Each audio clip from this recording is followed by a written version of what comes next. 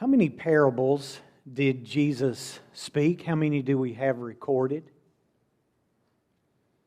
How many parables? How many parables are there that we have recorded? There are 30 of them. 30 of them. And this one is, I think, widely considered to be pretty much the hardest one. I'm going to suggest to you that as we get along through it, that what might make it the most difficult one are people making a couple of very important assumptions about it that may not be very correct. And for these couple of assumptions, I'm going to suggest an alternative thought, and you may not agree with it. It might be something that's different than what you've heard all of your life, and I just want you to consider it. But what you consider with these couple of little issues, the overall idea of the parable, I think, remains a lesson that's pretty clear, and it's actually quite important for us. Now, again, what's a parable? What's a parable? A way that you can make a comparison. And usually you make a comparison in what way? In a parable, you make a comparison in what way? You're right. You take something that's spiritual and you apply it to something that's physical. And this is the same way. It's just not done very differently. When you think of a parable, again, 30 of them to choose from, what is probably the number one parable that pops into your mind? The parable of what? Parable of the sower. I would have picked the exact same. And here you have this story that goes on about a sower, but it really represents something else. The same is true here, but the idea behind the parable is even a little bit, to me, closer to life. We just come out of Luke chapter 15. This is in Luke chapter 16. This is a section, as I've mentioned before, in Luke from about chapter 10 to chapter 19. All of Luke is completely original. No one else mentions stuff from Luke chapter 10 to Luke chapter 19, unbelievably. So no one else mentions this parable. But from Luke chapter 15, for example, what do we learn in Luke chapter 15? That's a well-known chapter. Whole chapter is kind of devoted to it. About the lost sheep, the lost coin, and the lost son. But there's also an issue in the lost son between the two boys that revolve around what? Riches. That revolves around the inheritance. And that theme then kind of continues along in Luke chapter 16. Not inheritance, but riches. And I think that's the first key to understanding Luke chapter 16, verses 1 through 9. Okay, who would like to read the parable for us?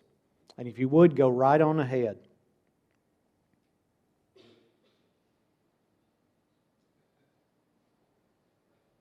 And he said also unto his disciples, there was a certain rich young man which had a steward, and the same was accused unto him that he had wasted his goods.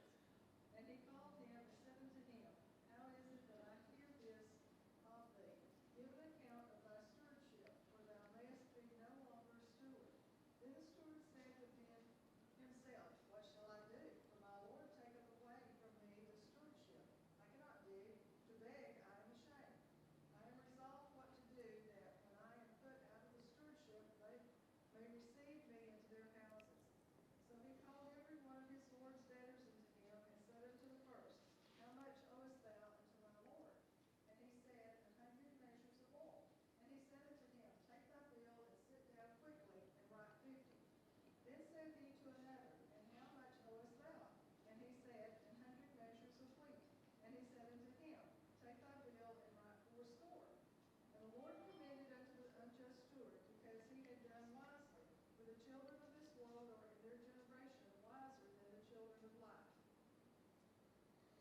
Okay? And then go ahead and read verse 9, and then we'll come back to the rest of it. And I say unto you, make to yourselves friends of the mammon of unrighteousness, that when ye fail, they may receive you into everlasting habitation.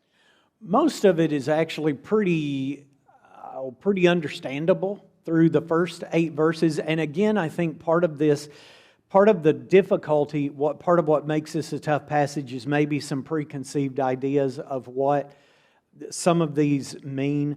We do have a tendency, and when I say we, I mean all humans who are concerned about the Bible, who actually enjoy Bible study. We see a parable, we know that it's a comparison, but that's kind of not good enough.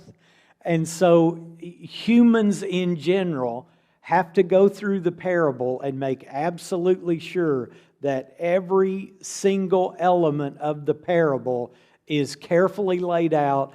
The comparisons are completely made, completely understood to the nth degree. And I think we just go too far sometimes. It's a parable. Usually they're meant to make how many points? 1. Sometimes the elements can be placed into some very specific understandings. Like the sower went out to sow. What are the specific understandings in that parable that we all know because it tells us?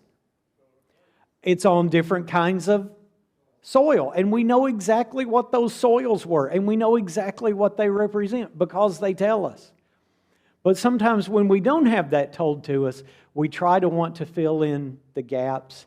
Sometimes in filling in the gaps, we get maybe a little overzealous.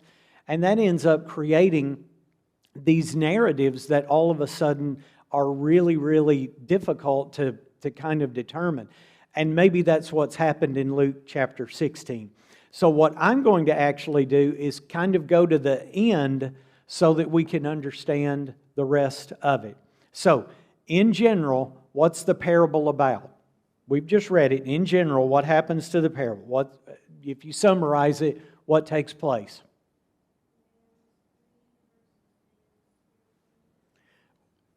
We've got a man. The main man in the parable is who?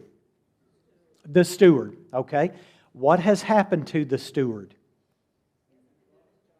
You're right, and he's gotten fired. So what does he do?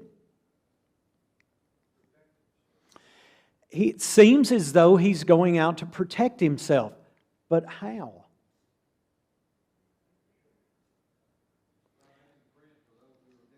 And he's making friends by those who had gone out to... And maybe the thought is that he can go out and be impressive to other people now that he's fired. We just don't know. But the steward goes out to the debtors, and what does he do? He forgives their debt. He writes down their debt. Now, have you guys always had that? Have you guys had debt written down? Who's really good at writing down debt? Who's really good at writing down debt? Maybe you guys haven't had it. Oh well. I will tell you then. Hospitals are really good at writing down debt. Several years ago, Jenny had a stroke, and I thought it was going to sink us. And, the hospital would call and want their bills, or the doctors would call the anesthesia. You understand that when you have a medical emergency, there's like 10 different billing people concerned. So if this ever happens to you, it might be useful for you, especially if you either don't have insurance or you don't have very good insurance. So the hospital will call and they'll say, you owe us $3,000. And you've got 2 options. What are those 2 options? If you've ever had, maybe you guys, y'all's, and I hope that y'all's medical insurance has just written it off and that's been good enough. But under normal circumstances, you've got 2 options. Does anyone know what those options are? You either pay it out, and the hospitals have different ideas about paying it out.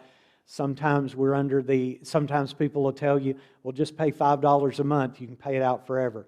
Hospitals won't do that, at least not the ones that I've ever dealt with. They say, if you owe this amount of money, you've got 24 months.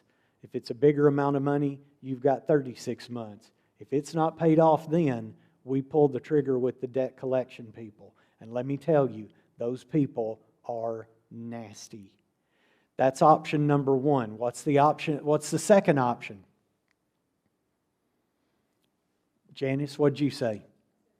You pay it out, you pay in full, but they call you and they say, you owe $3,000. You pay me today, it's going to be $2,000. I've went through this many, many times. So they pay it out. If you ever get in a circumstance where you've got a big bill, they may very well ask you that if you'll pay it right now, we'll cut it. And they'll cut it substantially, or at least they have with me before. So here's this steward doing the exact same thing. You would expect the master to feel what? A lot of anger. But he instead does what? He praises him. Because why?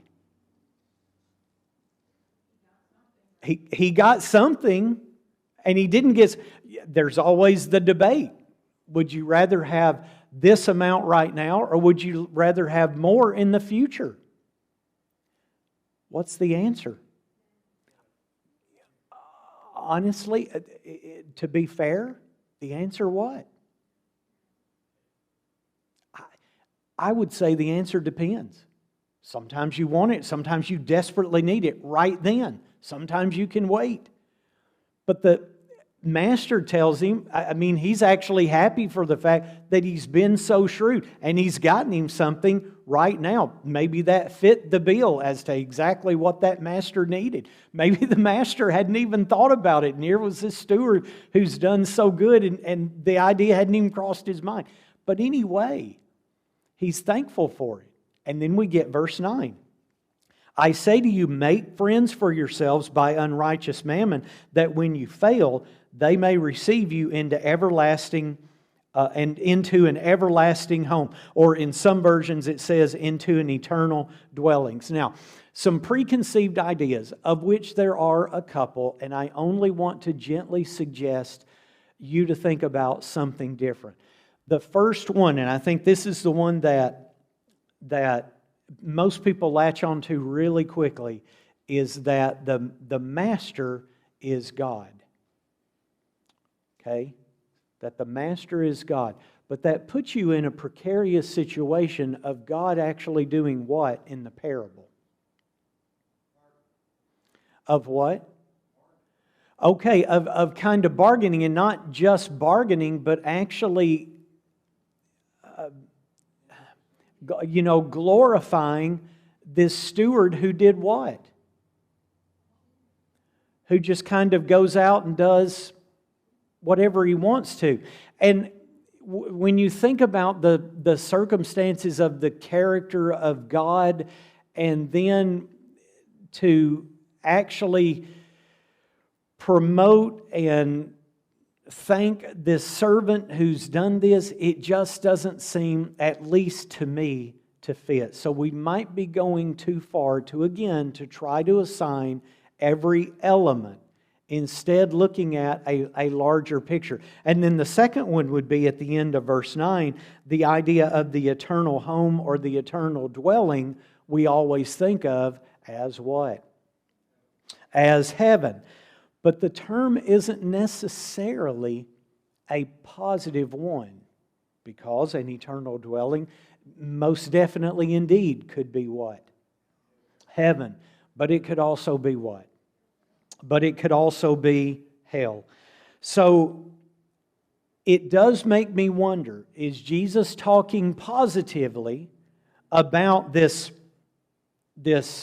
servant who is kind of went on his own, writing off these debts and doing what he thinks to be right, aside from what his master says? Again, I'm not so convinced. When we back those two ideas out, I think an idea becomes a little bit clearer. Understanding the lesson. What do you think ultimately the lesson is about? And this is what we'll get to spend the rest of our time on.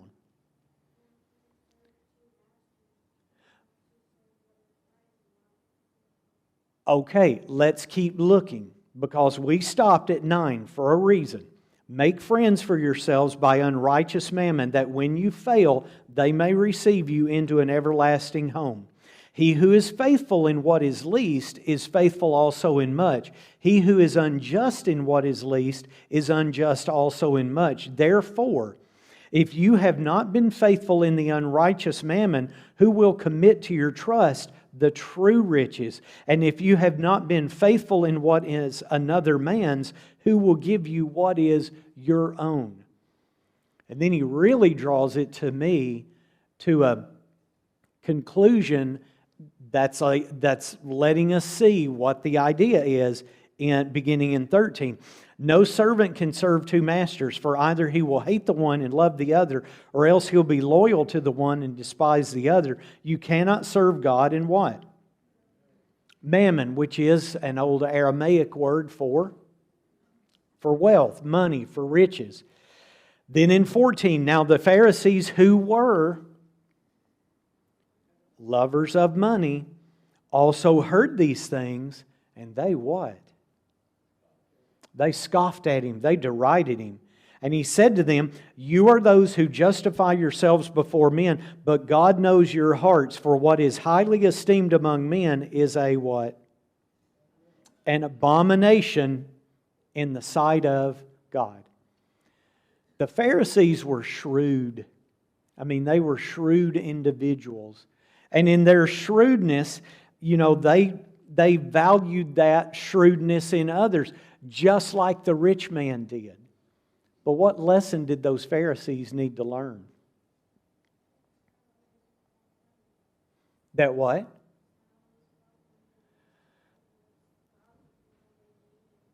And we all bear this, we all have a relationship. We all have a relationship to something that's inanimate. From the parable, what do we all have a relationship to what is inanimate? What is the inanimate thing that we all have a relationship to?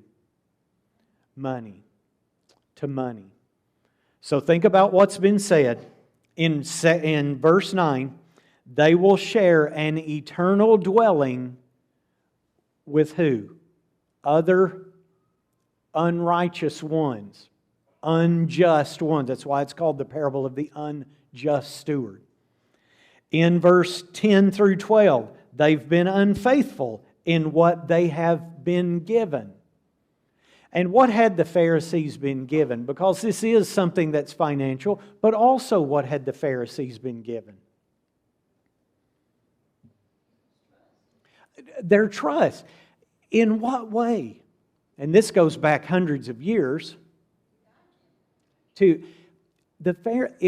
we thought about Pharisees in modern day terms, what would Pharisees be called in modern day terms? What? Well, in the type of Judaism that exists today, what would the Pharisees be called? Orthodox. Orthodox. More specifically, Hasidim Orthodox.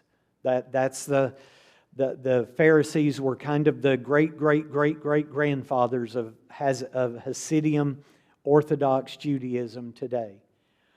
The Pharisees had essentially been given the task to make sure that Judaism what?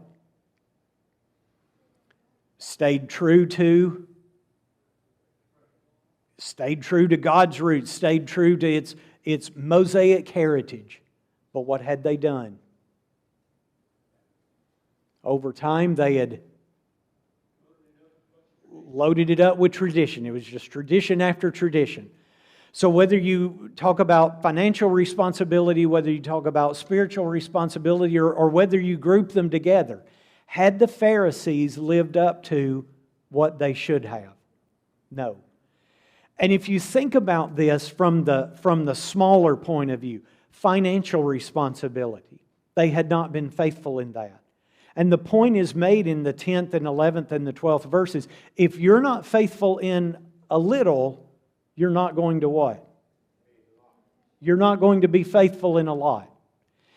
This is somewhat, runs a little bit counter to the way that people's careers work out now. But the principle still exists. It used to be that you could find lots and lots of people who would go to work for a company and they stay at that company for 30 years and they work their way up. That's not as typical now, but again, it still does happen. When you go in, day one, let's say you go through your orientation and that takes a week or two. You go through your mandated 90-day, what do they call it? Probationary period, and you make it through that. How much responsibility are you given? Not a lot. Not a lot. But what happens over time? If you stay at that place, and a long time now to stay at a company and work is probably 10 or 15 years. But what happens over that time period? You're given what? More and more responsibility. Now, why are you given more responsibility? Because you've shown your what? You've shown you're faithful in little, so now they're taking a chance. It's not an enormous chance from an employer's point of view, because people who show their faithfulness in little can usually be trusted in faithfulness in what? In a lot. Okay?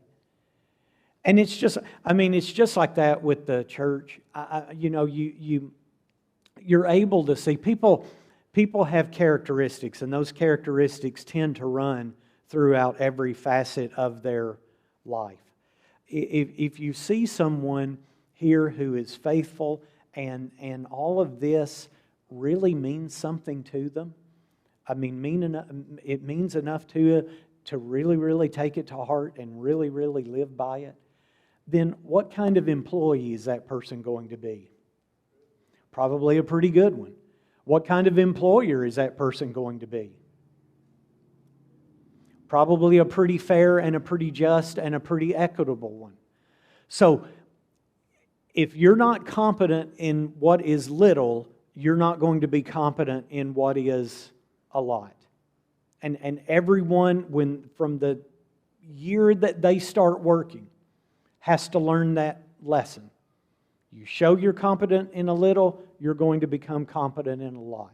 The same is said about Jesus. But here Jesus has one idea behind it. And what idea is that? It's not the workplace. What idea does he have? What's he actually talking about? And we've already seen it in everything that's been revealed. What is he talking about?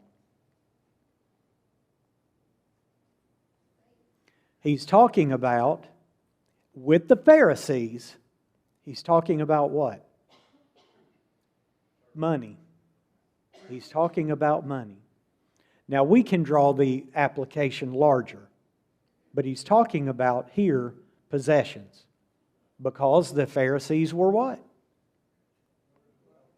They were, what could you call them? They were greedy. They were unrighteous. Here were the arbiters of orthodoxy, but their lives hardly reflected that. They loved, in 14 and 15, they loved what? They loved money. So when they heard this, how did they respond to Jesus? They mock him and they deride him. So starting with some ideas with us, if all of us were as ingenious as the unjust steward in our lives, then how would our lives usually work out? If we were as industrious as this unjust steward, we'd what? We'd probably do pretty well. There's lots and lots of people, even people here this morning, who've been very, very industrious, very wise in what they do, very shrewd in what they do. And it's what? It's paid off for them. It's paid off for them. But thinking about it spiritually, if we gave as much wisdom and we gave as much desire, if we gave as much attention to developing spiritually as we do in the physical parts of our life, in relationship to our possessions, how would we turn out? How do we turn out? We'd be a lot better. There's a lot of people in the world who will give 20 times the amount of effort, the amount of money to physical life than they will their spiritual life. And how do they look? What effect does that have on them?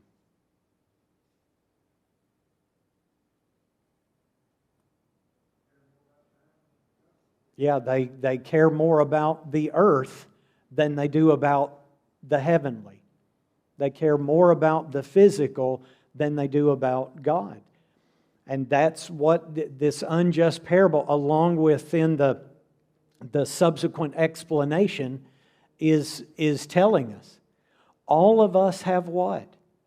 We've all been blessed with what? We've all been blessed with plenty. And where do those blessings come? They always come from God. And the Old Testament, it's the Psalms of all places that make this point and make it actually quite well. Psalm 24 verse 1. What does Psalm 24 verse 1 say? Psalm 24, look in verse 1. What does that psalm say?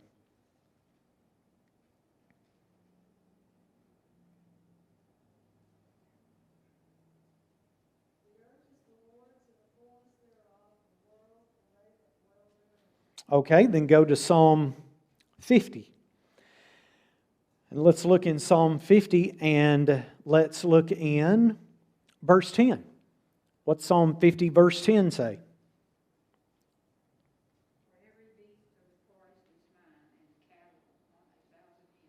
So if everything is the Lord's, then for us to have anything, who has to give it? The Lord has to give it.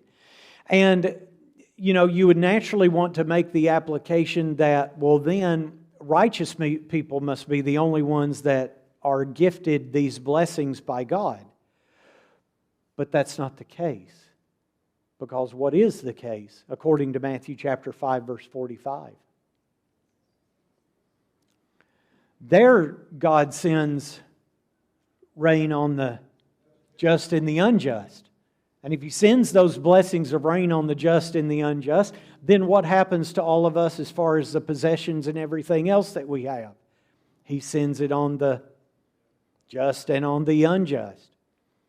Everything that we have is from the Lord. And the whole point, the whole moral of the parable appears that you use possessions to do what? To serve people. To serve the Lord. The unjust steward was very, very what? Sharp. He was wise. He was shrewd. He took advantage of his opportunities. Now, what kind of example do you think that is for us? If you look at it spiritually, it's what? It's always going to be a good one. Who do I need to make friends with? What did he say in verse 9? Make friends for yourselves by unrighteous mammon. How do I make friends by unrighteous mammon?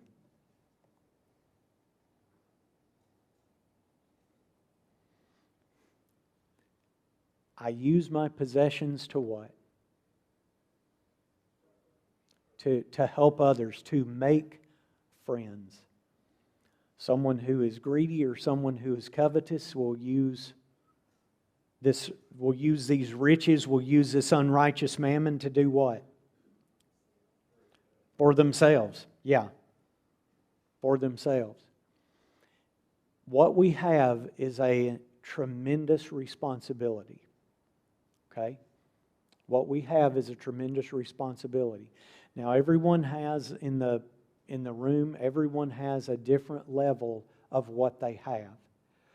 But it's all a tremendous responsibility because we need to be using the unrighteous mammon, and Jesus seems to push this kind of to its extreme to show that mammon or riches, are they inherently unrighteous?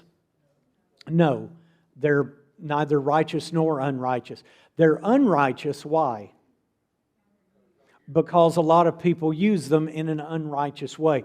The point of Jesus' parable is that He wants us to use it in a right way, in a good way.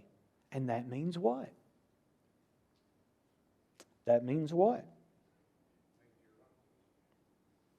It means I'm going to use them to accomplish righteousness. Righteousness. And again, I think inherent in this is the idea of blessings. If I can take a small amount, I had a young man in thinking about the African work, doing just a little bit of work that they've got it's just famine, it seems like all of the time. And I get various money from different people. And I had a young boy in another state who learned that I was doing this, worked at a grocery store, sent me $50. Who knows how long it took him at the grocery store to earn $50. And he said, "Can you send this and buy some Bibles with it?" And I said, "Yeah." And he said, "How many will it buy?" And I said, 2.5. But 2.5 people are going to have Bibles. Once I stick it with some other money, it'll be fine. So he was faithful in a little. He had a little bit. And that gives me a lot of hope for the future, because if he can be faithful in a little, what's the Lord likely going to keep doing to him? He's going to keep blessing him. And if he can demonstrate he's faithful in a little, then what's he probably going to be? Faithful in a lot. Faithful in a lot. It really is a great message. We've been given untold blessings. The Pharisees had been given untold blessings, but they had used theirs for themselves. They had used theirs for power. They had used theirs for other motives that weren't going to be righteous and godly. And that's why He condemns them there in the end in 14 and 15. On the other hand, for God's children, we're given blessings. In fact, some of God's children are given lots and lots of blessings, depending on how their lives play out. It may be because of their wisdom and shrewdness. It may just be because flat out time and chance. But they do very, very well. And if we use those to serve others, if we use it to accomplish good, if we use it for the work of God, what does God do? What does God do? He continues to bless us. I've told you guys this before, but it seems like, I hope, every time I come back to it again, I get to tell it again, but there's different people in the room when I tell it again. I knew of a wealthy Christian who wasn't just sending $50 for 2 Bibles. He had a lot of money. And he dedicated a part of that very, very large wealth to men in other countries preaching the gospel. And this was something that he did monthly. And he made the statement that the more I shovel it out, the more God seems to shovel in. You know, if you're faithful in a little, then you can be faithful in a lot. And that brings up a great thought for us to remember. Whether we have a little or whether we have a lot, serving the Lord, thinking about others, having the mindset of being a servant because you're a disciple of Jesus Christ is never a part-time occupation. It's always a full-time thing. It's always something that, kind of like I mentioned in the lesson, once you make the dedication to do this, you stay with it. And it affects everything. It affects how you're going to manage your money. It affects how you're going to manage your time, how you'll manage your energy. And once you get that in your heart, it can literally change everything about your life. And it can make it better. And Jesus, I'll admit, in maybe a little bit more of an obscure way in this specific parable, is teaching that lesson. Or maybe it isn't that obscure because some people have just kind of taken it and assigned some meanings to it that tend to be, instead of enlightening, they just tend to be more confusing. But the point is, take what we have and be shrewd with it. Be wise with it. Make friends with this unrighteous mammon. But when you make friends with it, what do you do with it? Don't let it make you unrighteous. Let it make you what? Let it make you righteous. And so I think it's just a great parable. It really is. We belong totally to the Lord. And this is the way that we need to respond. And this is the way that we need to react. And when we do like that, the Lord's blessings will surely follow. And if you keep on going in Luke chapter 16, Jesus comes back to the theme of money. He's going to take just a short break and discuss divorce and remarriage. But then in chapter 16, verse 19, who does he come back to? The rich man and Lazarus. And what was the message there? The rich man was incredibly blessed. But he what? He didn't do right with it. Lazarus had nothing. But he what? He used it. He did right with what little he had. The rich man had an enormous amount, and he didn't do right with that. So, a great idea, a great theme. Next week, we will look at Matthew 24 and 25. I love looking at that section. And then after Matthew 24 and 25, I think there's only a couple of different passages left of these tough texts. And then I think we're going to take a short study on logical fallacies. That'll just take a handful of Sundays for us to look at that. Maybe I don't want to commit to it, but I don't think it's going to take more than 3, 4, 5 Sundays to do that.